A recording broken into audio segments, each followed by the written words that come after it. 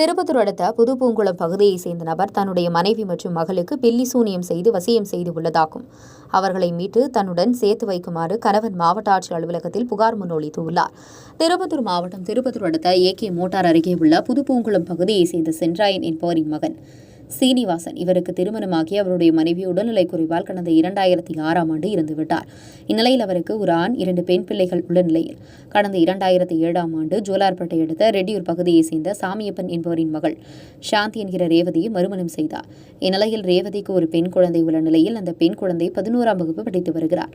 அதனைத் தொடர்ந்து கடந்த 1 மாதத்திற்கு முன்பு கணவன் சீனிவாசனிடம் சொல்லாமல் ரேவதி ரெட்டியூர் பகுதியில் உள்ள தன்னுடைய அம்மா வீட்டிற்கு தன்னுடைய மகள் மைதிலி அழைத்துக் கொண்டு சென்றார்.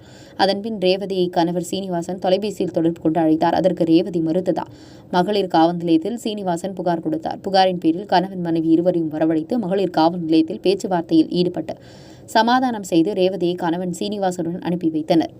இந்நிலையில் மீண்டும் ரேவதி ரெட்டியூர் பகுதிக்கு சென்றுள்ளார். இதனால் விரக்தியில் இருந்த சீனிவாசன் தன் மனைவி ரேவதி தன்னுடன் வாடாமல் மகளை அழைத்துக் கொண்டு ரெட்டியூர் பகுதிக்கு சென்றதற்கு முழு காரணம் ரெட்டியூர் பகுதியைச் சேர்ந்த ரவி மற்றும் அவருடைய மனைவி சுமதிதான் காரணம் என்றும், மேலும் சுமதி ரெட்டியூர் பகுதியில் வாக்கு சொல்லும் தொழில் செய்து வருவதாகவும், அது மட்டுமல்லாமல் பெல்லி சூனியம் உள்ளிட்ட செயல்களில் ஈடுபட்டு வருவதாக சீனிவாசன் கூறுகிறார். அது மட்டுமல்லாமல் தன்னுடைய மகள் மற்றும் மனைவிக்கு ரவி மற்றும் சுமதி ஆகிய இருவரும் பெல்லி சூனியம் வைத்து வசியப்படுத்தி வைத்துள்ளதாகவும், இதனால் தான் அவரோடு மனைவி ரேவதி வாழ மறுப்பதாகவும், அது மட்டுமல்லாமல் ரவி மற்றும் சுமதிக்கு 3 ஆண் பிள்ளைகள் உள்ள நிலையில் அவர்களுக்கு தன்னுடைய மனைவியை திருமணம் செய்து வைப்பதற்காக இதுபோன்ற செயலில் ஈடுபட்டதாகவும் கூறப்படுகிறது. மேலும் தன் மனைவி ரேவதி மற்றும் மகள் மைதிலியை தன்னுடன் சேர்த்து வைக்குமாறு ஆட்சியர் அலுவலகத்தில் நடைபெற்ற குறைதீர்வு நாள் கூட்டத்தில் மனு ஒன்றை சீனிவாசன் அளித்தார் என்பது குறிப்பிடத்தக்கது.